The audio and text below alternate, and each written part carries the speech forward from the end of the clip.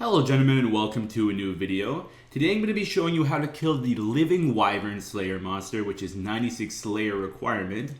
And so I started these because I got a task for them and I never tried them before. And they are really annoying. So I would say they're probably the worst of the four for both money, XP, and just annoyingness, because these are not something that you can just go and learn the mechanics for, because they just constantly hit you. What you're going to be wanting to do is get a full inventory of food just like this. So I have food, I have a super overload salve or a wormfire potion, both of them work. Also, you'd want a super prayer renewal and maybe a restore flask, because you will be banking a lot here. And the reason is because I just constantly hit you and there's nothing really you can do about it. I'm also bringing mage because they are weak to fire spells. I would suggest mage or range, and I'll explain that a little bit later in the guide. My setup is here. I have a teleport. You probably do want to teleport yourself, because once you're out of food, you want to get out of there as fast as possible. You can probably do about 20 kills a trip, I'd say, depending on what level gear you're bringing. I'm bringing my Slayer helm, of course, and some Tectonic mage gear, nothing too much. If you do die, I would suggest maybe bringing a portent of a sign of life or something like that. I have my ring of death, which acts as the same way. It's really helpful. But yeah, so those are things that you might want, because they do hit a lot and there is a possibility of dying quite a bit in the first run. The first one you're ever going to do, you're going to probably die a lot. I've also brought a Beast of Burden full of food. So what you're going to do is going to go to the ports from Lodestone, and you're just going to keep going south to where the normal skeletal wyverns were just a while ago. And I'll show you on screen right here how we get there.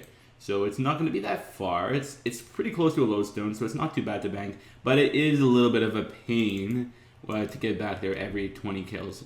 You can't just camp it like Ripper Demons, because those, if you avoid their things, their special attacks and all that, you should be able to stay there for quite a while and get some decent healing in at the same time. Alright, so now once you're here outside of the Wyvern Cave, I'm just going to tell you a little bit of information just to help you along. So ability-wise, you're going to be wanting to stun them as much as possible, because when you're doing Asphyxiate, when you have the Deep Impact ability on them or the regular impact, they're going to be stunned and they're not going to be able to do as much damage to you because they won't be attacking you. They do, every hit is about 2k, 1k, something like that, and they do poison you, which is unavoidable. Once you get the stuns off, just try to kill them and always have a stun ready just to get a little bit less damage. It's going to help you in the long run. Especially Asphyxiate is probably the best ability to use here. This is my ability bar. It's very good for mage DPS, and it has quite a few stuns on it. So you can just copy that if you like. This ability does cost about 13-14 mil at the current time. So honestly, the only reason you're going to be wanting to come to Living Wyverns is if you're on a Slayer assignment, because you will be getting the Raptor Key pieces, and also maybe for the Wyvern Crossbow. All its other drops are pretty bad. The Wyvern Crossbow is 70 mil, and the Raptor Key piece is the one piece that you do need for other key pieces. You're going to combine it, you're going to get a Raptor Key, and you can get very good rewards, up to 100 mil.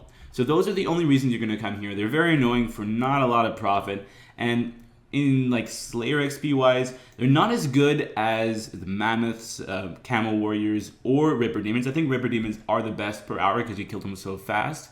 However, these aren't very good XP, so I'm just going to say that these are not the best out of the four, probably the worst. So once you're ready, get in there, and you're going to pot up with your Supreme Overload Salve, because that's, or of course, your Overload and your Wormfire Potion, because those are very, very useful. I'm not afraid of death. So we're going to go in here, and we're going to go to the south side over here where there's a little bit of a thing. So you're going to put on your protection prayers, and there's probably going to be a wyvern right here ready. Oh, someone else is already over here. So this guy doesn't know how to do it. It's his first time.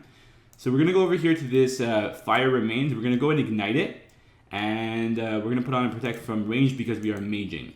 So we're going to mage it, and the reason that we are using mage or range is because it attacks with all three combat styles, and if you're at a distance, it actually won't use melee, so that's one less that it's going to do.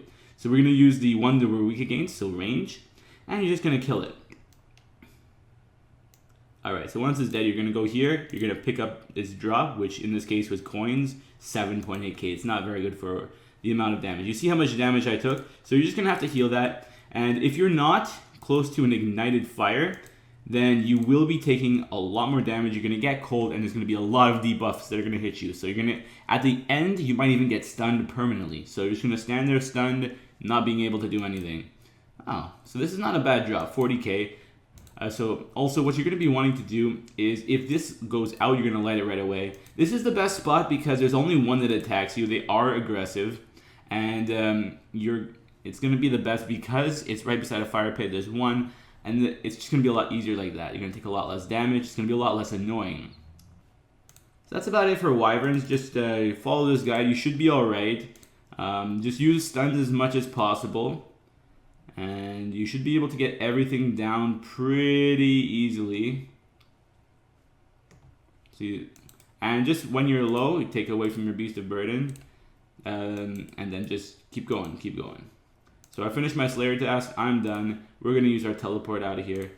It's not the best money, so I'm just going to get out of here.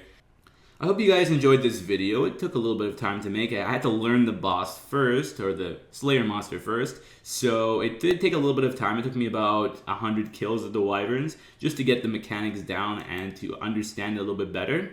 If you liked the video, then don't forget to give it a like down below. Maybe give a comment, tell me what you want next. As always, stay a gentleman, and if you haven't become a gentleman yet, go ahead and click the link on the screen right now.